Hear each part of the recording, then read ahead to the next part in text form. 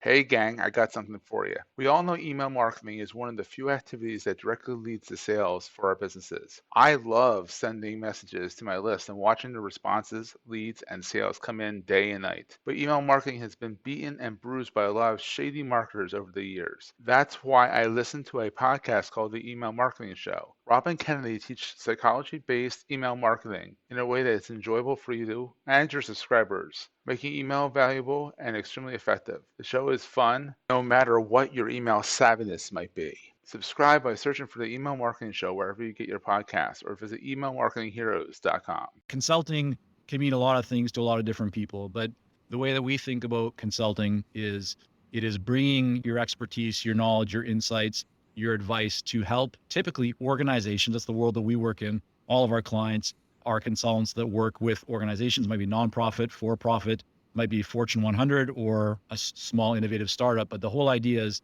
they're helping to solve problems, or they're helping to get their clients a result that they desire.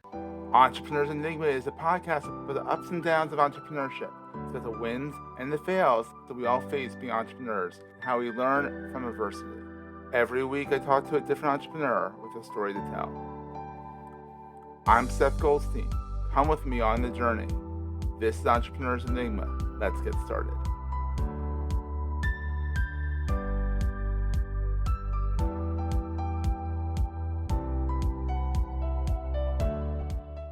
Hey everyone, welcome to another edition of the Entrepreneur's Enigma podcast.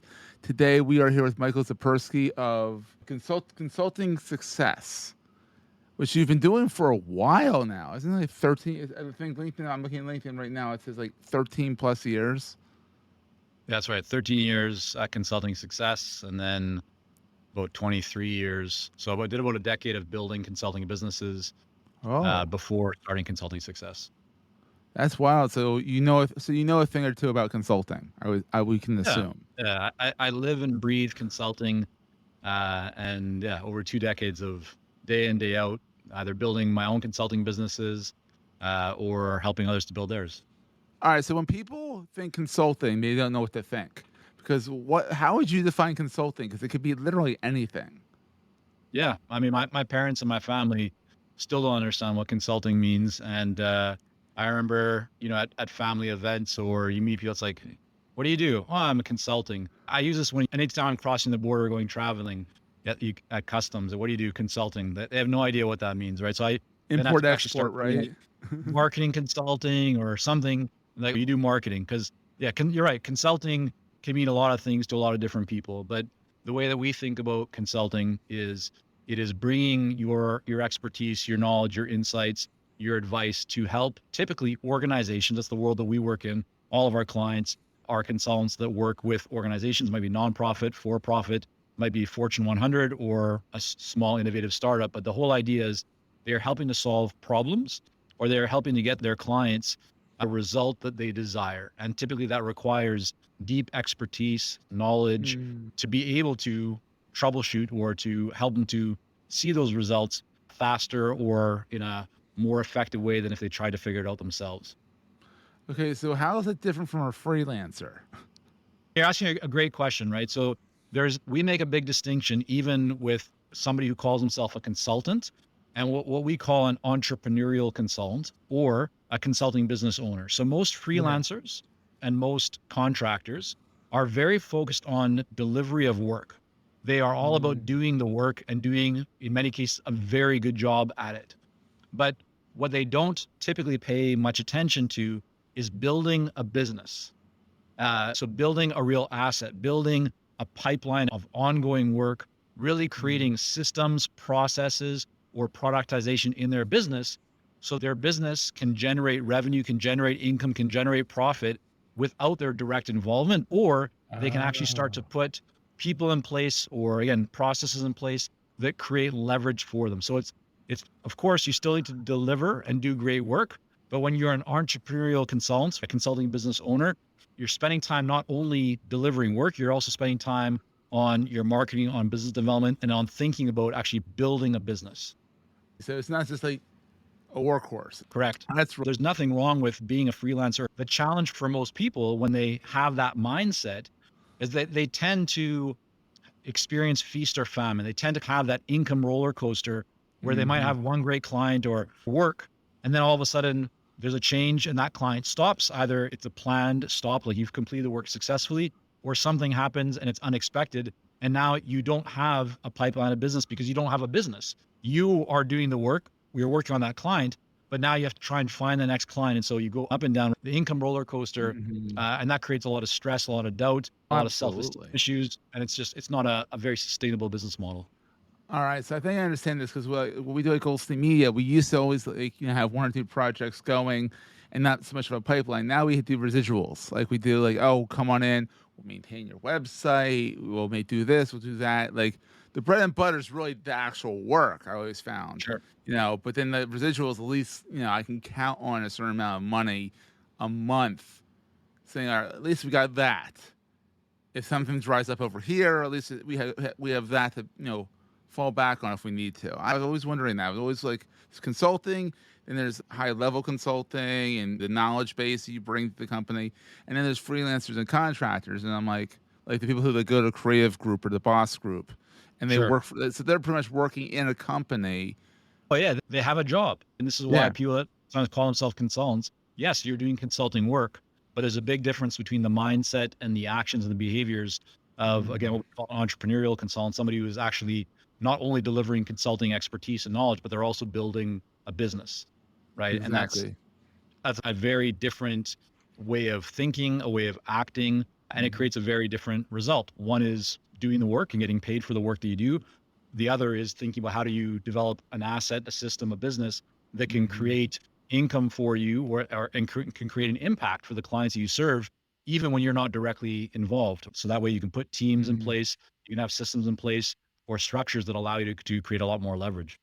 We're gonna take a quick break, hear from our sponsors, and get right back to the show. Hey there, it's Jason Falls. If your company or maybe one of your clients sells to marketers, you look for advertising channels that guarantee business marketers are paying attention, right? Let me introduce you to the Marketing Podcast Network. You're listening to it right now. It's a network of podcasts all about marketing. So 100% of MPN's audience are marketers. Reach them by advertising on the Marketing Podcast Network. Learn more and find our media kit at marketingpodcasts.net. So you've been an entrepreneur your whole life, it seems like, right? Pretty much, So yeah. what's the best thing about being an entrepreneur, entrepreneurial consultant, or just entrepreneur in general? Like what's the best thing that you can think of when it comes to entrepreneurship? Yeah, it's really about freedom, number one. And if we go deeper than just that high level word of freedom that everybody kind of gets excited about, Yeah. it's that you really are your own boss. And you can Mhm. be you're like the worst boss ever, right? Like worst that you've ever had it in employment life, or you can be the best. Like ultimately, what I find most exciting about being an entrepreneur and building businesses is that I can create whatever I can envision. And if we Mhm. are encountering challenges, those are challenges that I need to figure out, or with our team, we have an amazing team, but collectively, we always get to explore and overcome new challenges. But whatever you Mhm. want to structure, you get a structure. So I'll give you an example, Seth. Like we have clients that left very high paying, high six-figure corporate jobs to become consultants. And the reason they did is because they wanted to, for example, spend more time with their family or travel the world or whatever it was, even pre-COVID. And the fact that they can do that, like they can take a whole bunch of time off, or they can stop their days early to be with their Mhm. kids or do whatever, like they can still have a great business, make a great income, make more than they did before, but do it in a way Mhm. that works for them. So that to me is what's really exciting about entrepreneurship and about building a business is that you get to structure the business however you want. And of course, it still has to be in a way that makes sense for your clients and delivers them the impact and Mhm. the results they want. But ultimately, you create whatever you want. To me, that's very exciting. Yeah, it's like having Legos. It's a little bit of a stretch, but it's like having Legos and not following the directions, building this big contraption. It's like, oh, okay, great. I built Yeah. that. It's my thing. And in a business mindset, it's like now you can market it and bring your expertise elsewhere. What's the scariest thing? You know, I'm pausing because I don't view there's nothing jumps out to me as being scary. So if I put myself probably going back many Mhm. years, I remember the challenge that I had, or many challenges in many situations of dealing with imposter syndrome. And am I good enough Mhm. to do this? Especially when it's a challenging situation. arose, like a client wasn't happy or something didn't work out the way I thought that it would. And then of course, times where you wonder about your income and is this going to be sustainable and it's just better off going and getting a job. But I haven't had those thoughts for many years. So I think that's where I was. And I think where most people are at one point or another. What I've learned over the years is that every challenge or every fear that you have, that's completely normal, right? So entrepreneurship is about having challenges or facing challenges. It is very common for entrepreneurs to worry all the time. But the fact that you are worrying about things also means that you are then typically preparing for things and you're not becoming complacent. So to me, I don't view anything as having a fear.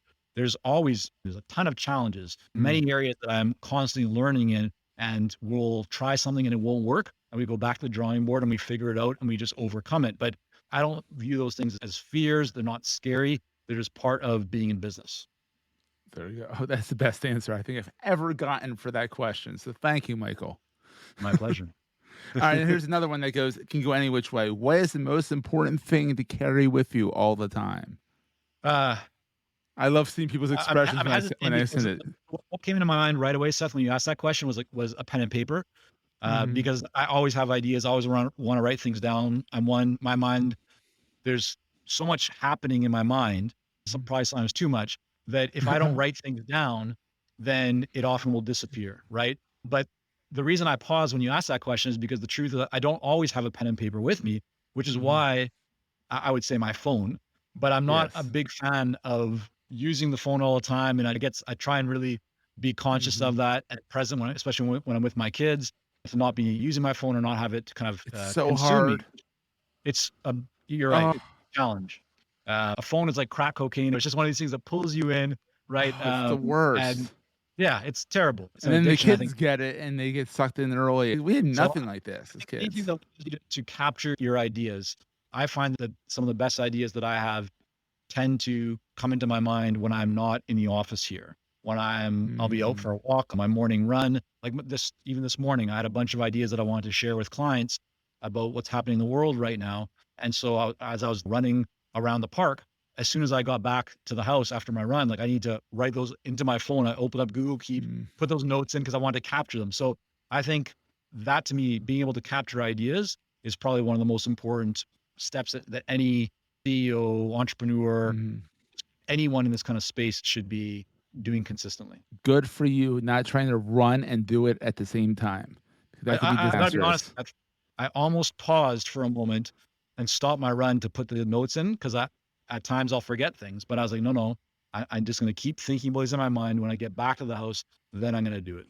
So the worst is when your kid comes up and starts talking to you and it's like, it's gone. And I'm like, oh no. Michael, where can people find you online and talk a little bit about your 4 books? Sure. So yeah, everything is at consultingsuccess.com. We have literally hundreds and hundreds of free articles, resources. We have the Consulting Success podcast. We have videos on YouTube.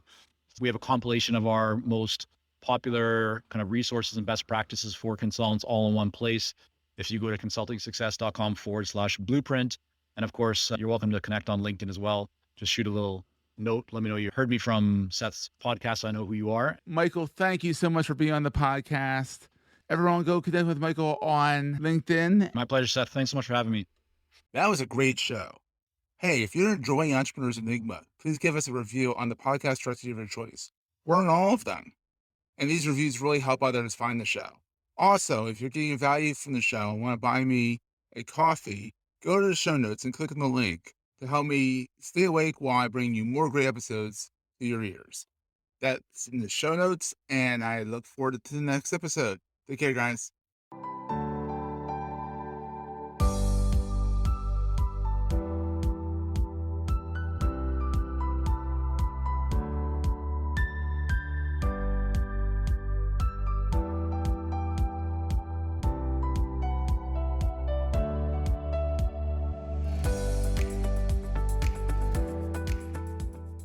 Goldstein Media hopes you have enjoyed this episode. This podcast is one of the many great shows on the MPN Marketing Podcast Network. This podcast is part of the MPN, the Marketing Podcast Network. Another great MPN podcast you'll enjoy is PR Talk. a show that digs into the modern side of public relations through interviews with thought leaders, authors, and the media on PR Talk with the Marketing Podcast Network. This podcast is heard along the Marketing Podcast Network. For more great marketing podcasts, visit marketingpodcasts.net.